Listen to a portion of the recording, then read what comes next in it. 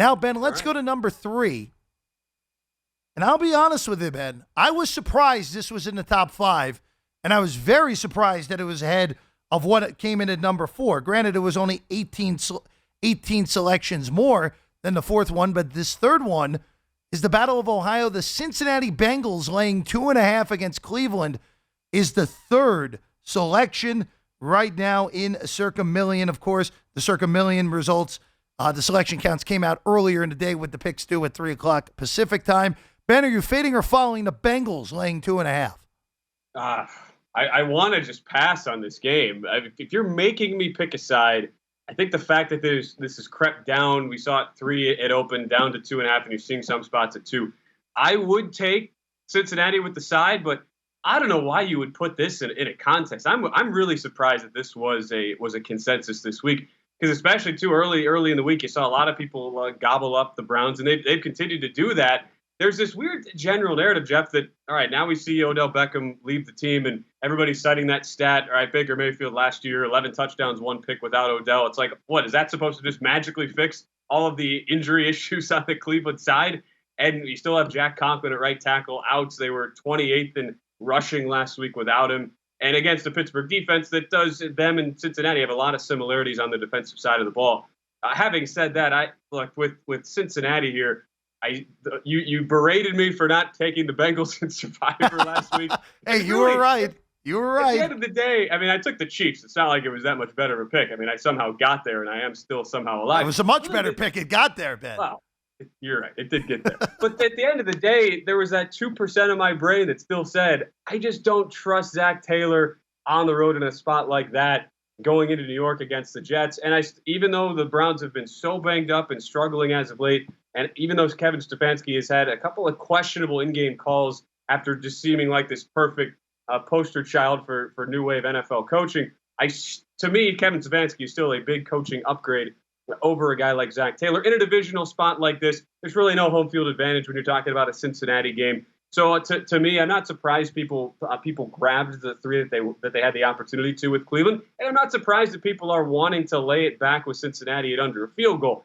I am just surprised that you would have enough confidence either way to put this in the contest. So if you made me, I would follow, but not with a lot of confidence here.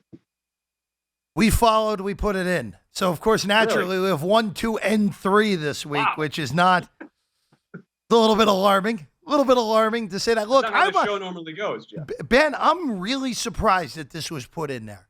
The theories of it make a little sense. You see a team that is considered by the public, and look, even before Cincinnati, it has been proven, even though last week obviously was a debacle for them, Cincinnati's pretty clearly a good football team this year. At least offensively, we know they have great weapons. That defense up until last week had played really well this year.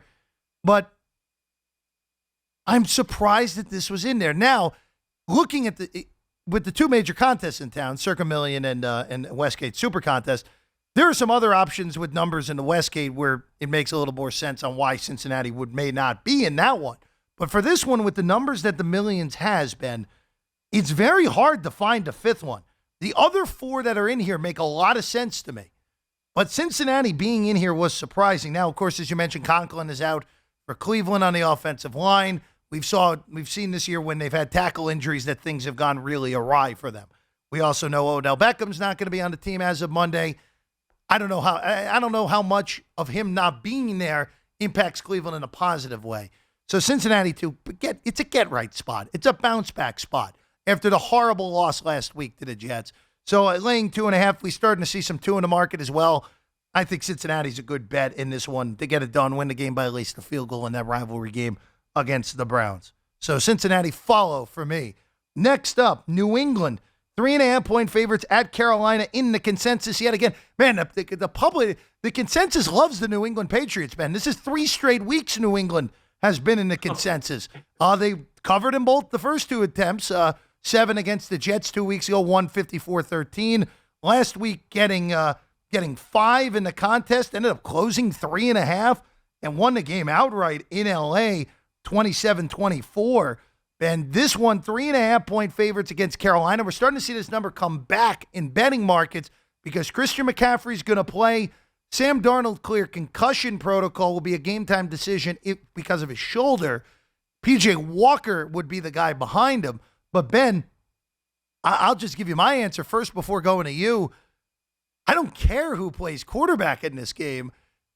Either it's going to be a guy who has 0 career starts starting against a Belichick defense, or Darnold, who Belichick has owned his soul so far in the NFL in the 6 matchups. 0-6 against Belichick, Darnold is, or excuse me, 0-5 because he didn't play in the first game his rookie season because of injury. 0-5 and just horrible numbers across the board for Darnold, more turnovers than touchdowns. He saw ghosts in that one game on a Monday night in MetLife.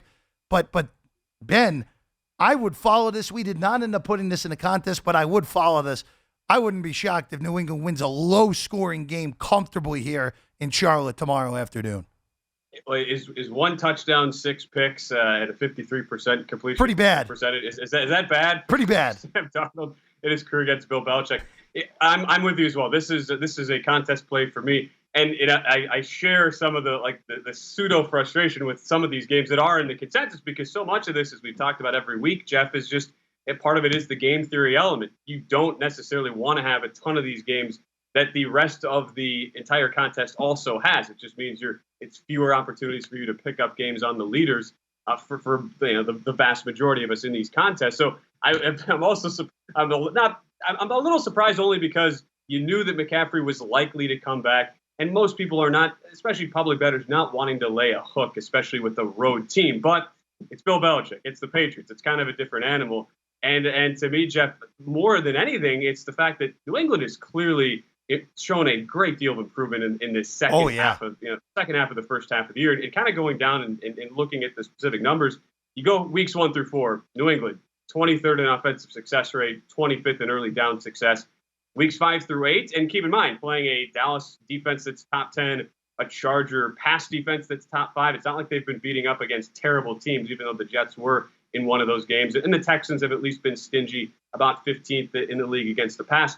But the last 4 weeks, up to 10th in success rate, 7th in early down success.